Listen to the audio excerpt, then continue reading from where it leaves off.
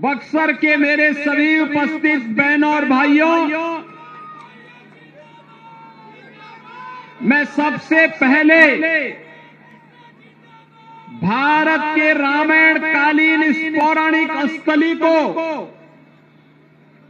जिसे मां गंगा का आशीर्वाद प्राप्त है, ऐसी पावन धरा को नमन करते हुए आप सभी का हृदय से अभिनंदन करता हूं। बहनों और भाइयों, बक्सर याद करिए, जिस पावन धरा पर भारत के त्रिकालदर्शी ऋषि महर्षि विश्वामित्र ने एक संकल्प लिया था, एक संकल्प, और वह संकल्प था,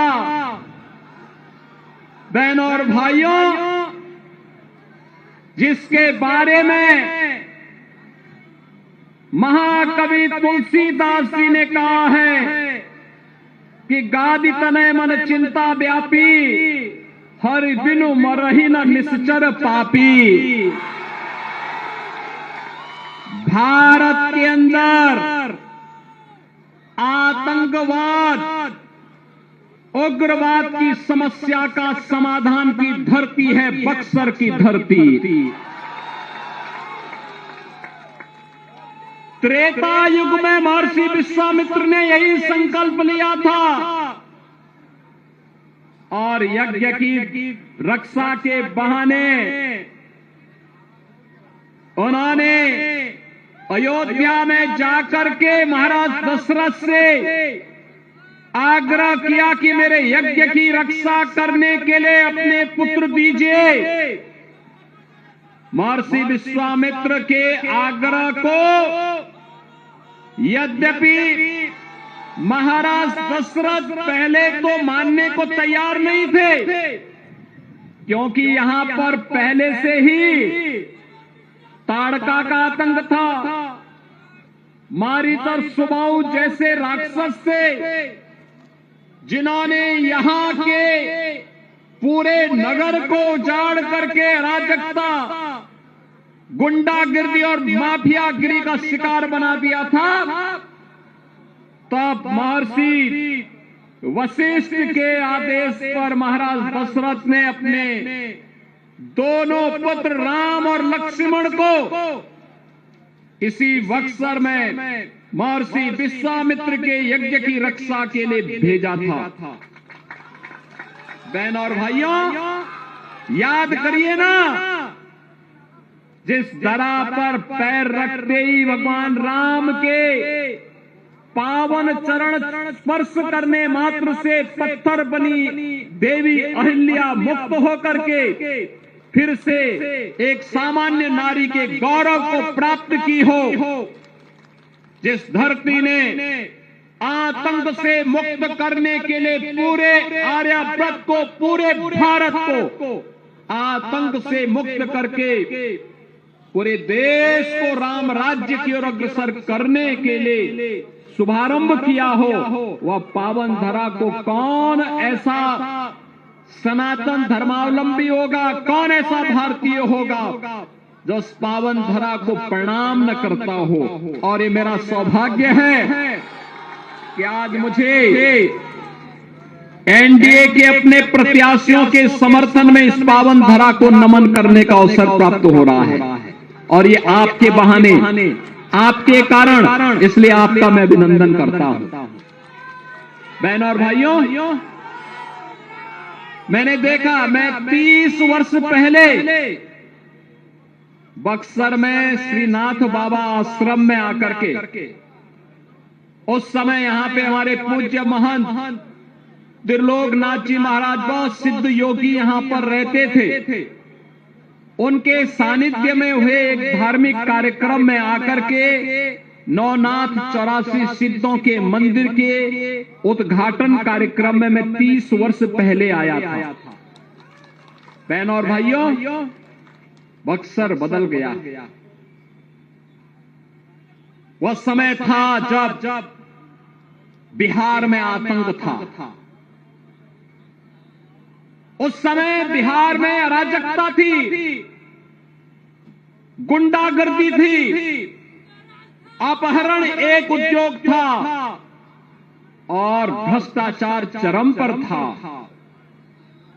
बहनों और भाइयों, आज बिहार को देख करके लगता है कि अब बिहार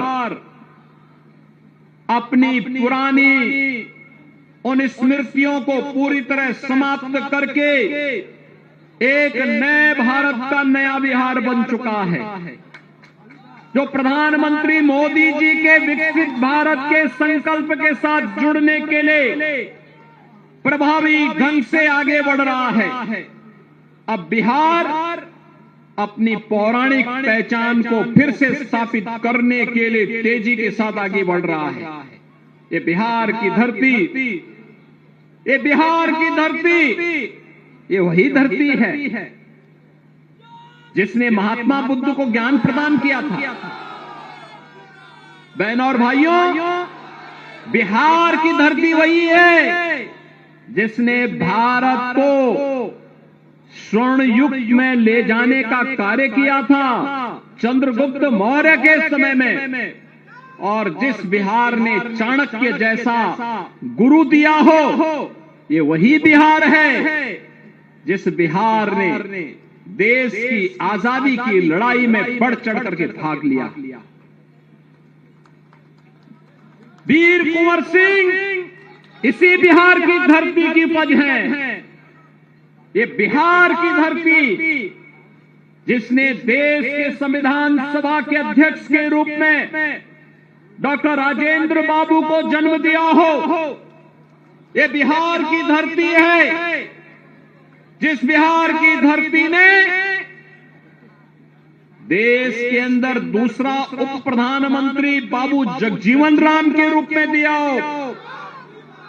ये बिहार की धरती जब कांग्रेस ने लोकतंत्र के गले को घोंटने का काम किया था, तब भारत के लोकतंत्र पर आंच नहीं आने देंगे, और बिहार का नौजवान जयप्रकाश जी के नेतृत्व में उठ खड़ा हुआ था, पूरा भारत खड़ा हो गया। जब बिहार अंगड़ाई लेता है तो भारत अंगड़ाई लेता है। जब बिहार स्वर्ण युग में जाता है, भारत का स्वर्ण युग आ जाता है। जब बिहार विकसित बनेगा तो भारत को दुनिया की कोई ताकत विकसित होने से नहीं रोक सकती है, और यही आह्वान करने के लिए आज मैं आपके पास आया हूं। बहनों और भाइयों, आज आप देख रहे होंगे एनडीए की डबल इंजन की सरकार नीतीश कुमार जी के नेतृत्व में बिहार के अंदर कार्य कर रही है। प्रधानमंत्री मोदी जी का मार्गदर्शन और नेतृत्व है, बिहार में नीतीश जी के नेतृत्व में कार्य हो रहा है। आज आपके पास कनेक्टिविटी है, बाढ़ का प्रबंधन है, मेडिकल कॉलेजेस की श्रृंखला स्थापित हो रही है। आज बिहार के अंदर विद्युत की आपूर्ति हो रही है। आपने देखा होगा अभी हाल ही में प्रधानमंत्री मोदी जी ने बिहार में एक पावर प्लांट का भी उद्घाटन किया है। बहनों और भाइयों, आज बिहार में इंजीनियरिंग कॉलेज बन करके बिहार में पलायन नहीं, बल्कि बिहार के नौजवानों को बिहार के अंदर ही रोजगार मिलेगा। बिहार प्रगति के नए प्रतिमान को स्थापित करेगा। इस संकल्प के साथ बिहार आगे बढ़ रहा है। बहनों और भाइयों, ये वही बिहार है आज जिस बिहार में आज हर गरीब के पास अपना राशन कार्ड और राशन की सुविधा है। हर गरीब के घर में एक शौचालय है। हर गरीब को सिर ढकने के लिए प्रधानमंत्री आवास की योजना है। ये वही बिहार है जिस बिहार में स्वस्थ ईंधन के लिए उज्ज्वला योजना का कनेक्शन फ्री में उपलब्ध करवाने का कार्य मोदी जी ने किया है, और हर गरीब के लिए स्वास्थ्य के लिए आयुष्मान भारत की सुविधा भी है। सबका साथ और सबका विकास ऐसे ही है, सबके पास विकास पहुंचा है, सबको सुरक्षा की गारंटी है। अब बहनों और भाइयों, आरजेडी की लालटेन की धुंधली लाइट याद करिए, जब डकैती टालनी होती थी लालटेन बुझा देते थे, और कांग्रेस और आरजेडी मिलकर के अरे गरीब का ही नहीं खाते थे, पशुओं का चारा भी डकार जाते थे।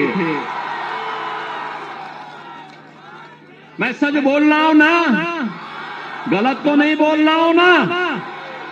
और ये वही लोग हैं, मैं तो यहां आपका बखान कर रहा हूं बक्सर का, कि महर्षि विश्वामित्र ने इसी धरती पे संकल्प लिया था कि भारत को आतंकवाद से मुक्त करना है, तो राम और लक्ष्मण को यहां लेके आना पड़ेगा। और कांग्रेस कहती है, कांग्रेस क्या कहती है? कहती है राम हुए ही नहीं। ये भगवान के ही अस्तित्व पर प्रश्न खड़ा करती है, जैसे कि कांग्रेस और उसका वंशवाद ही रहा है, बाकी कोई नहीं रहा है। बहनों और भाइयों, भगवान के अस्तित्व पर ये प्रश्न खड़ा करते हैं। आरजेडी भगवान राम के रथ को रोकती है, और समाजवादी पार्टी, इनका जो यूपी का पार्टनर है ना, यह भी राम भक्तों पर गोली चलाती है। ये लोग कहते थे राम मंदिर कभी नहीं बन सकता। बहनों और भाइयों, आरजेडी और कांग्रेस के लोग क्या कह रहे हैं? कह रहे हैं अयोध्या में जहां राम मंदिर बना है वहां हॉस्पिटल बनना चाहिए। इन मूर्खों को यह भी नहीं पता है कि राम मंदिर के निर्माण के पहले अयोध्या में भारतीय जनता पार्टी की डबल इंजन सरकार ने उत्तर प्रदेश के अंदर पहले राजऋषि महाराज दशरथ मेडिकल कॉलेज का निर्माण किया, फिर महर्षि वाल्मीकि के नाम पर इंटरनेशनल एयरपोर्ट का निर्माण किया, और फिर 500 वर्षों के कलंक को समाप्त करके जो राम भक्तों की एक आस थी कि रामलला हम आएंगे मंदिर वहीं,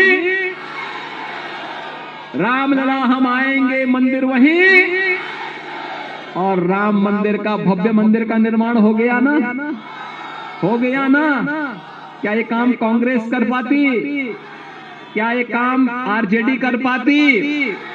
क्या ये काम समाजवादी पार्टी करती? यह काम तो मोदी जी के नेतृत्व में भारतीय जनता पार्टी ही कर सकती है। कर दिया ना।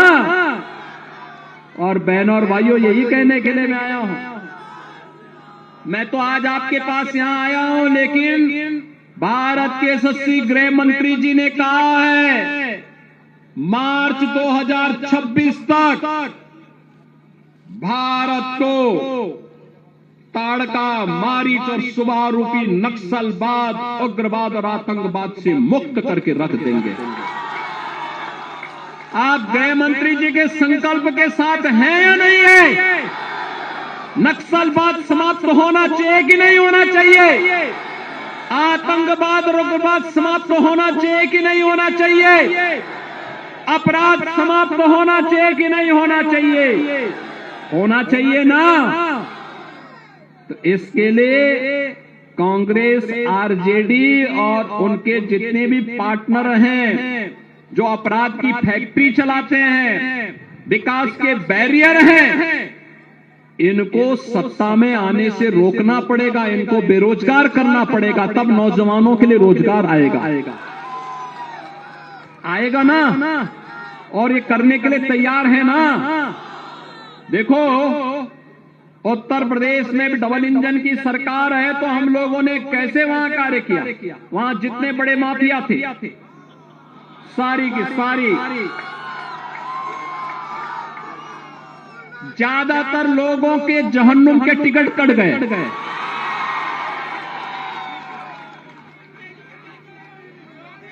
जो गरीब को मारेगा, बहन बेटियों की इज्जत के साथ खिलवाड़ करेगा, व्यापारियों का अपहरण करेगा, नौजवानों के रोजगार पर सेंध लगाएगा, तो उसके लिए तो यमराज के घर का ही टिकट होगा ना। और दूसरा, उनके खानदान ने भी जितनी प्रॉपर्टी बनाई होगी अवैध तरीके से, गरीबों का शोषण करके, अपहरण करके, हमारी सरकार ने, डबल इंजन की भाजपा की सरकार ने उस पैसे, उस पूरी प्रॉपर्टी को अपने कब्जे में लेकर के गरीबों के लिए आवास बना डाली। गरीबों के लिए आवास, हर गरीब को आवास मिल रहा है। आज उत्तर प्रदेश राम राज्य के नए युग में प्रवेश कर चुका है।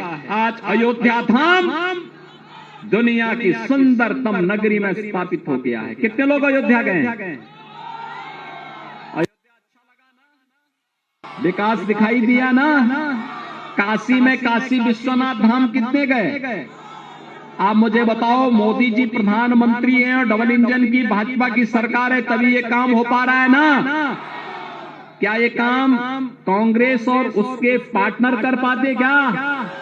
अरे सब तो डकैती डालने वाले लोग हैं। लैट्रिन का उजाला दिखा करके और चुपचाप बंद करके फिर डकैती डालते थे, ये करते थे ना।